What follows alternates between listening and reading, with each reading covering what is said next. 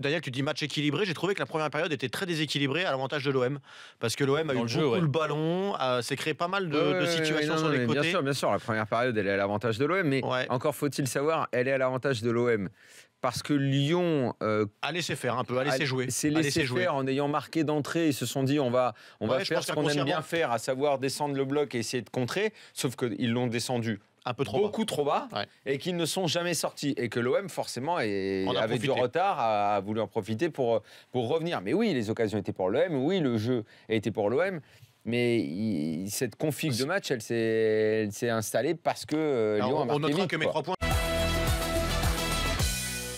À un moment, il faut quand même être également un petit peu lucide. Si le classement était figé là comme il est ce soir, l'OM serait complètement à sa place. Qu'il y ait de la frustration, parce que c'est vrai que dans cette première partie de saison, il y a quelques événements qui peuvent laisser ce goût-là aux supporters de l'OM.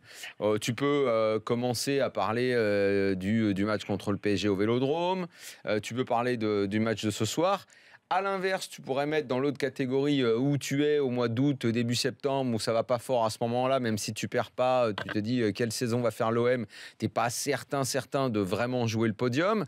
Tu te retrouves donc après la J18 à dire bon, ok, on est 4e, ok, on perd à Lyon, ok, c'est un match où il y a pas mal de paradoxes, mais finalement, vu d'où on vient, objectivement, très objectivement, il y a quand même, je pense, même si ça ne se voit pas forcément ce soir, moins de qualité d'ensemble à Marseille qu'à Lyon. Il y a votre joueur... Ils n'ont pas le même banc, on l'a vu ce soir en tout cas. Le plus gros transfert, le joueur le plus payé de l'équipe est quand même globalement décevant depuis le début de la saison, donc Payet. Je ne crois pas que l'OM s'en tire si mal sur cette première partie de saison. Je fais un petit feuilleton récurrent sur Nantes, parce que, ok, ils ne gagnent pas tous les matchs, forcément, mais il n'empêche qu'à la trêve, ils vont être 5e et qu'on ne s'attendait certainement pas à cette position-là. Et que là, maintenant, ils sont entrés dans une phase où les matchs qu'ils doivent gagner, ils les gagnent. Voilà, ils jouent Angers, une équipe mal classée. Eux sont mieux classés.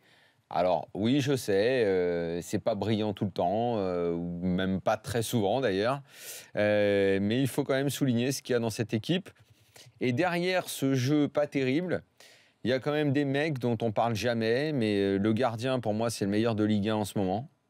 En défense, il y a un mec comme Diego Carlos qui est pas mal. Léo Dubois, j'en ai déjà parlé plusieurs fois. Bon, après, il y a mon chouchou pas bon devant Salah. Salah qui a encore marqué. Voilà. A égalisé contre moi mon petit gazon grâce à lui.